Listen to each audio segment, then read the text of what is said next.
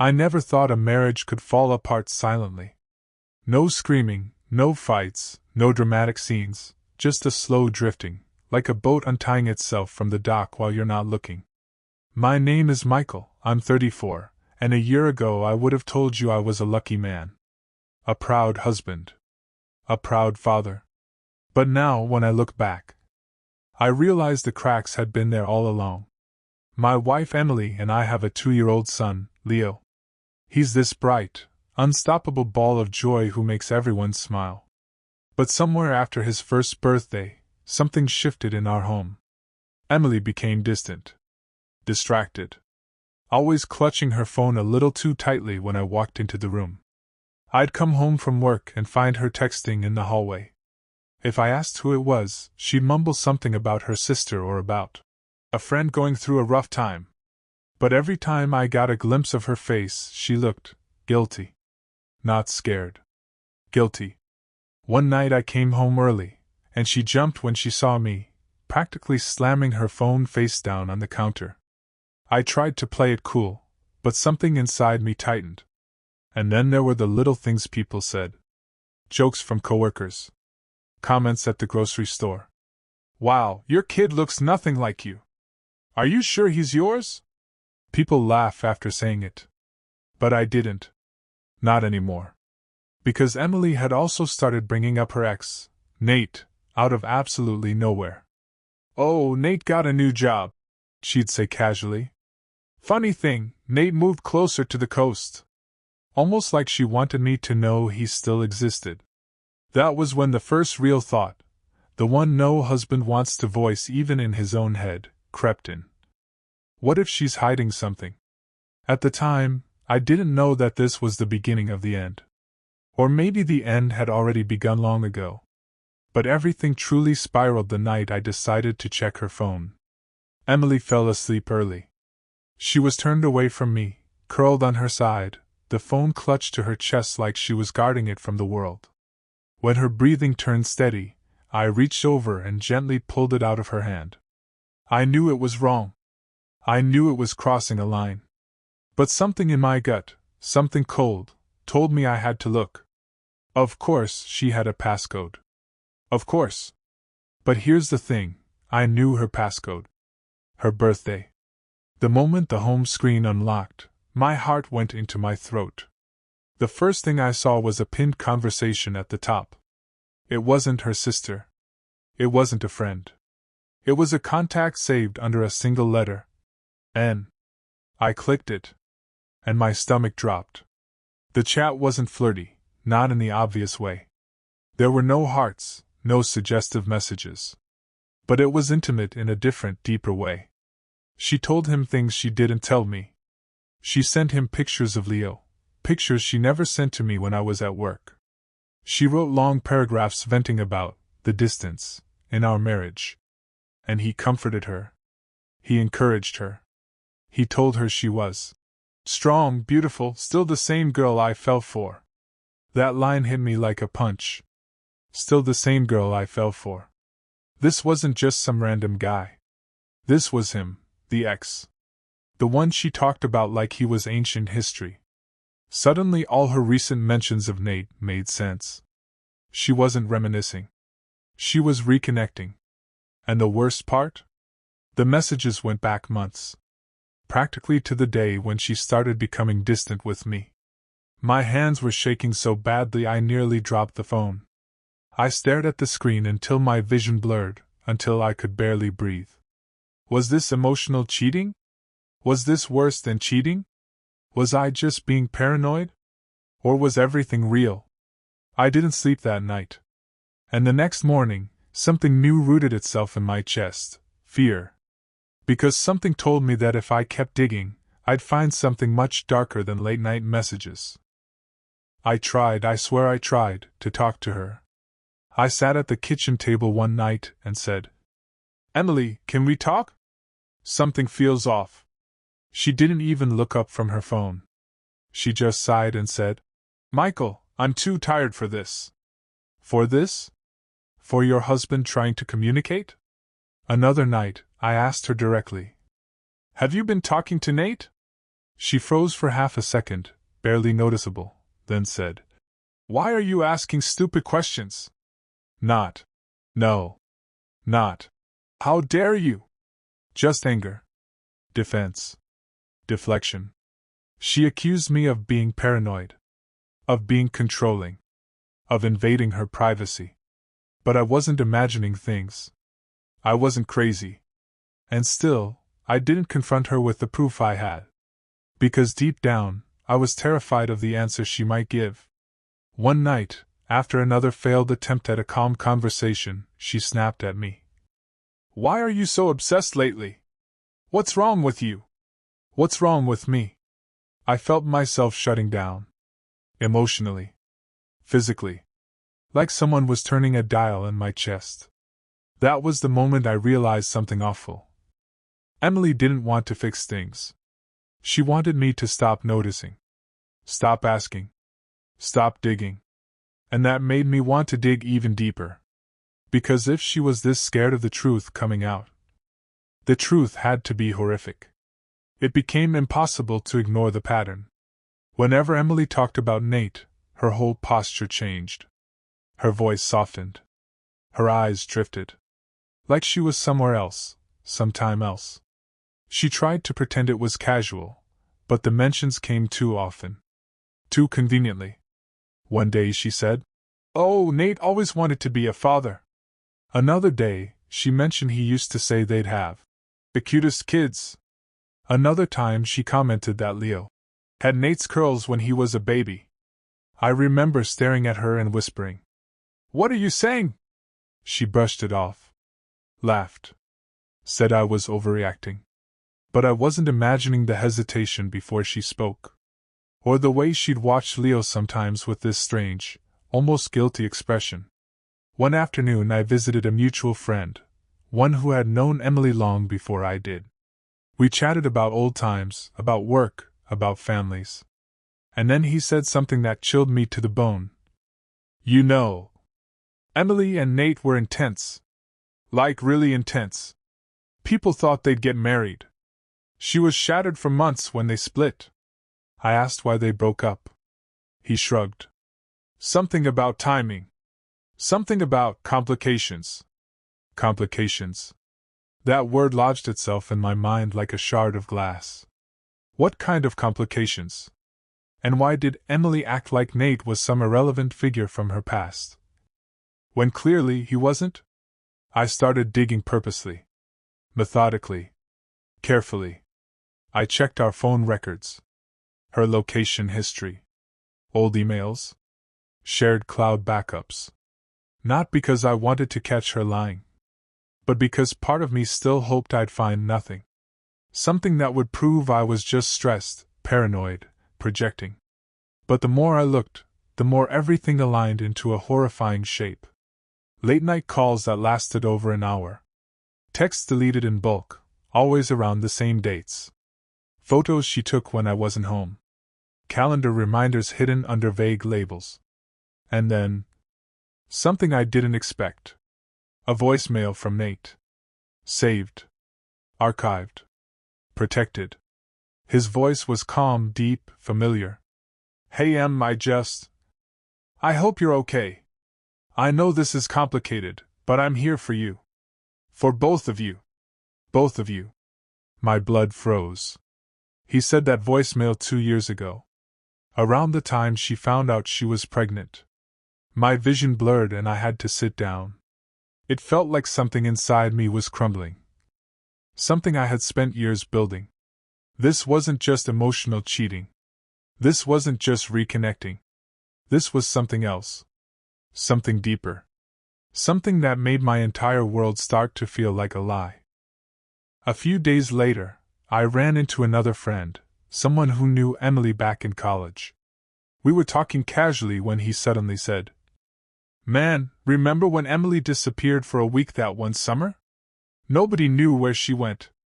Some people thought she got back together with Nate secretly." I froze. "When was this?" He gave me the year. I knew that year. Because it was the same summer she later told me she went on a trip with her cousins. A trip I had always found suspicious because she refused to show photos. My mind was spinning. My heart was racing. If she lied about that, what else did she lie about? Could she have seen Nate again before Leo was conceived? Was that why she'd been distant from the moment she knew she was pregnant? Was I the backup plan? The replacement? The more I thought about it, the more everything aligned into one terrifying possibility. A possibility that made my hands sweat, my stomach twist, my breath shorten. There was only one way to know for sure. One way to silence the uncertainty slowly eating me alive. I had to take the test. The test no father ever wants to take. I did it on a random Tuesday afternoon. I told Emily I had to work late. I picked up the DNA kit on my way home. My hands trembled as I opened it. The swabs. The instructions. The mailing envelope. I looked at Leo, playing with blocks on the floor, humming to himself. My beautiful boy. My whole world. It felt like betrayal, not of Emily, but of him. As if I was accusing him of something. As if I was tearing apart the most innocent soul I knew. But I had to do it. I had to know. Because not knowing was killing me. I swabbed his cheek gently. He giggled. He didn't understand. Thank God he didn't understand. I took my own sample, sealed the package, and drove it to the shipping box with my heart pounding so loud I could barely hear my thoughts. As I dropped it in, I felt like I dropped a grenade into my own life. There was no going back. No undoing what I'd just started. No way to unask this question. Whatever the result was, it would change everything forever. And now, all that was left to do was wait. Those next few days were hell. Pure, suffocating hell. Every time my phone buzzed, my stomach dropped. Every time Emily talked about trust or communication, I wanted to scream. Every time Leo smiled at me, my heart broke just a little more. I couldn't sleep. I couldn't eat. I couldn't think straight. I watched Emily closely. The way she avoided eye contact. The way she locked her phone even inside the house. The way she seemed relieved when I went to bed early. One night she whispered into her phone in the bathroom. I pressed my ear to the door. I didn't hear the words. But I heard the tone. Soft. Warm. Comforting. The tone she used to use with me. The tone she now used with someone else. My chest tightened painfully. I felt tears sting my eyes, not from anger but from grief. Because for the first time, I didn't feel like her husband. I felt like an intruder. A placeholder. A stand-in. A man filling a role that maybe was never meant for him. When I finally got the email notification from the lab, I almost passed out. I sat alone in my car outside a grocery store. Hands shaking. Breath shallow. Heart pounding. I opened the email. Clicked the link. Entered the password. And read the words that shattered my world. Probability of paternity 0%. Not the biological father. Everything went silent. Completely, horrifyingly silent. I stared at the screen, waiting for it to change. Waiting for someone to tell me it was a mistake. Waiting for anything that could undo the truth. But the truth didn't budge. It sat there, solid and merciless. Leo, my son, the child I fed, hugged, protected, loved with every fiber of my being. He wasn't mine. My hands went numb. My vision blurred. My heart broke in a slow, agonizing way I didn't know was possible. Emily. Her distance. Her secrecy. Her guilt. Her mentions of Nate. It all made terrible, perfect sense now. I wasn't paranoid. I wasn't crazy. I was the last to know the truth everyone else probably suspected. I was raising another man's child. Her ex's child. And she knew. She had to know. My entire marriage, my entire identity as a father, was built on a lie. I drove home in a fog. When I walked through the door, Emily was in the kitchen, stirring a pot of soup like nothing was wrong. Like she hadn't detonated my life. For the first time, I saw her differently. Not as my wife, but as someone capable of unbelievable cruelty. She looked at me and said, "Hey babe, you okay? You look pale." Pale? Pale? I wanted to scream. To yell. To throw the test results in her face. But I didn't. I just watched her. Observed her. Analyzed every little movement. She didn't look guilty. She looked comfortable. Settled. Like she'd gotten away with something and stopped worrying about it. Leo toddled into the room. I knelt down and hugged him so tight he squealed. He wasn't mine. Not by blood. But he was still my boy.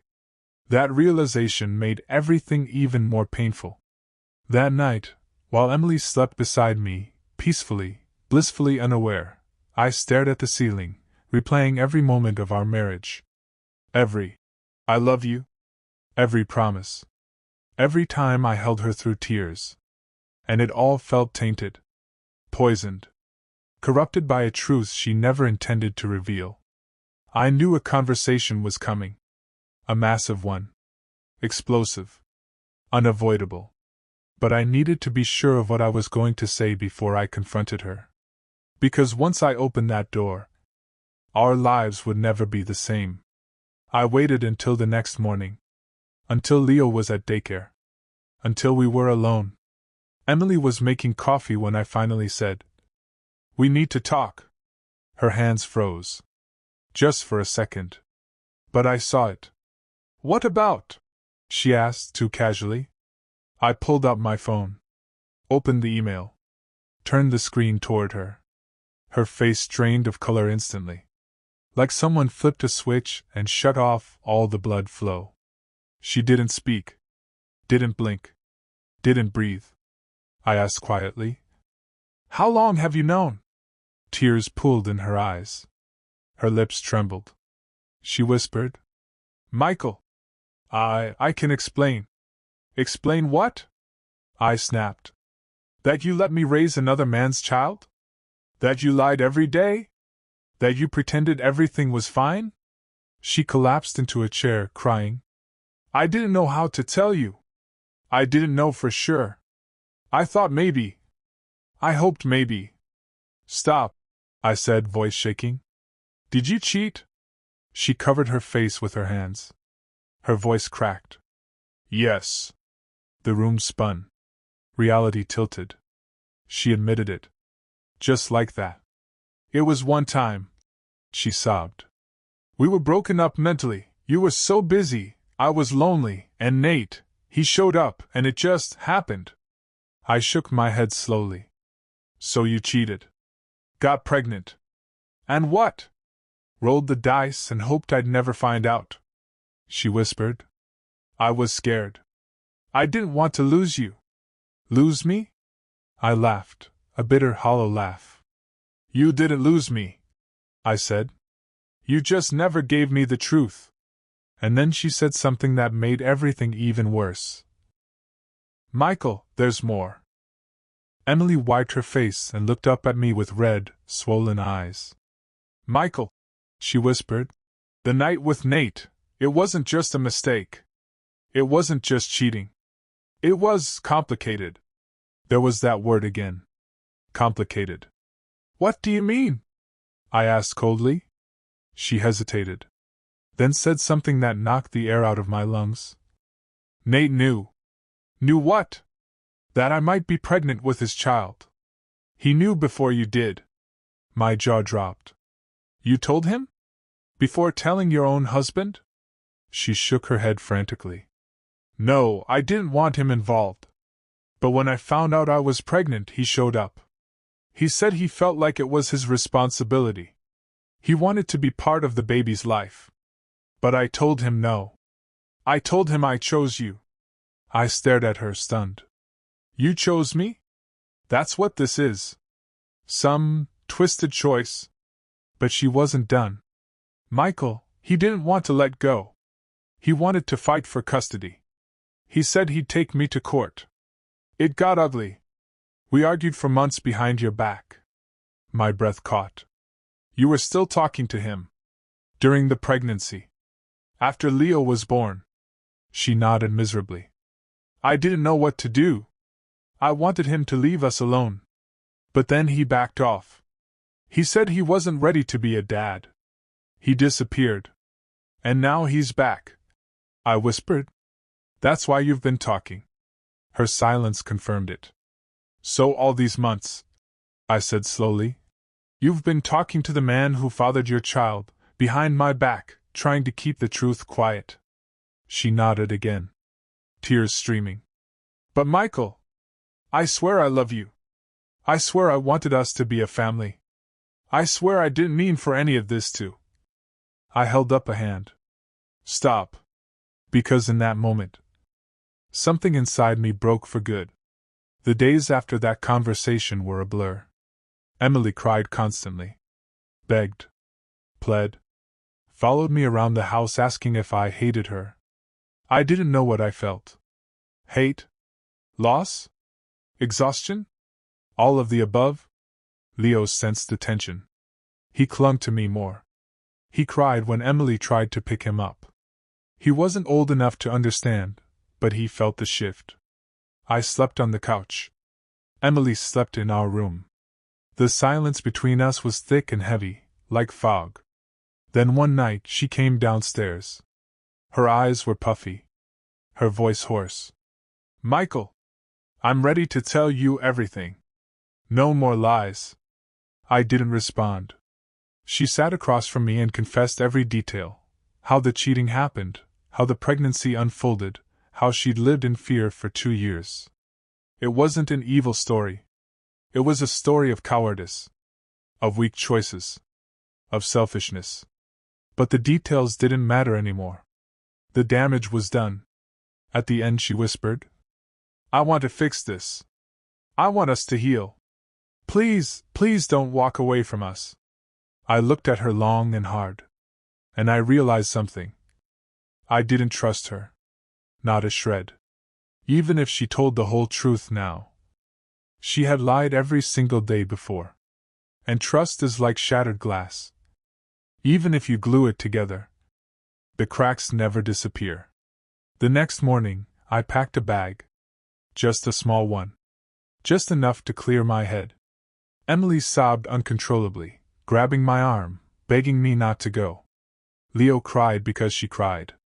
The house felt like it was collapsing around us. I knelt down, kissed Leo's forehead, and whispered, I love you, buddy. I'll always be here for you. Then I turned to Emily. She whispered, Is this it? Are you leaving me? I said softly, I'm not leaving Leo. But I can't stay here right now. And I can't live in a marriage built on lies. Her face crumpled. Her knees buckled. She fell against the hallway wall. I walked out the door. It was the hardest thing I've ever done. Not because I stopped loving my family, but because love alone wasn't enough anymore.